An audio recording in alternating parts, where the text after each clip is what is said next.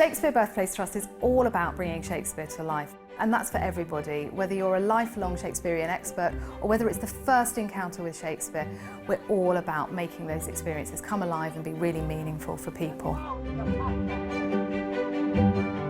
We're a charity, we don't get any regular government funding, so we're really reliant on every volunteer, every visitor, every donor.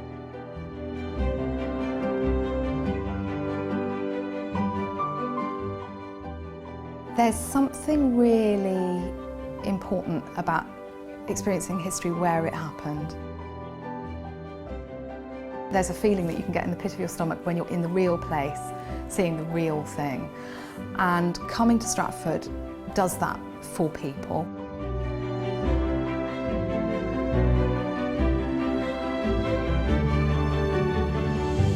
We've got this collection which consists of the Shakespeare family home, so there's 5 houses that were connected with Shakespeare and his immediate family, places that he would have walked, the streets he would have walked on, sometimes the actual floors and the original flooring that he would have walked on.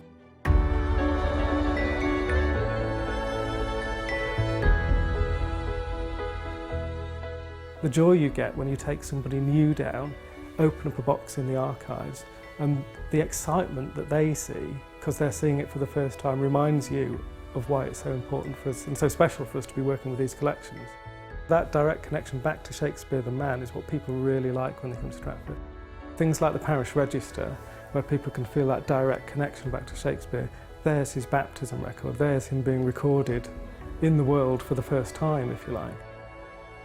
The other artefact that really sort of resonates with visitors and makes them sort of take stock and go, wow, is something like the first folio. This is the book where the plays appear together for the first time. And without that book, we'd have lost sort of 18 of them in the mists of time. So there's a number of different challenges that face us here looking after these collections. There's obviously the scale of them, and that the fact that they continue to grow means that storage is an ever increasing issue, and each of those items needs to be catalogued.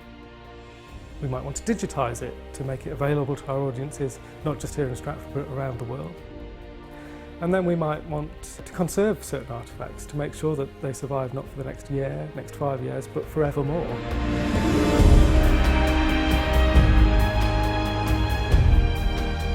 This spot where we're standing now is really very, very special indeed.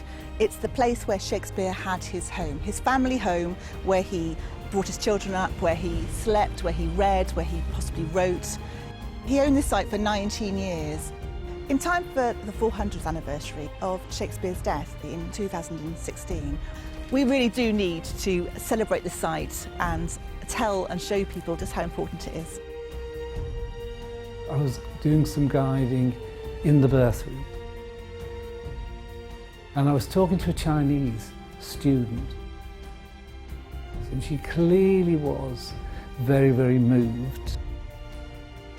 And she said at one point, could she say a Chinese blessing? So I said, yes, of course you can. So she stood at the bottom of the bed, and then she started to cry. And she finished, and she bowed, and she said, thank you for giving the world William Shakespeare.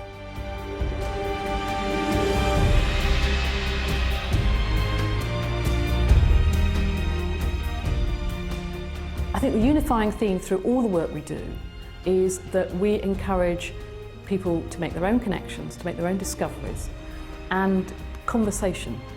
Whether it's with a 7-year-old who's heard a word of Shakespeare for the first time, or whether it's with that 90-year-old who's been going to see plays for 50 years. For us, it's about making sure that people not only understand, but they also enjoy. There is something there for everybody, whether it's a touching point with a human story that's been told and a way of expressing an emotion that you felt but not being able to voice for yourself, or whether it's just actually the pure excitement of learning about historical characters.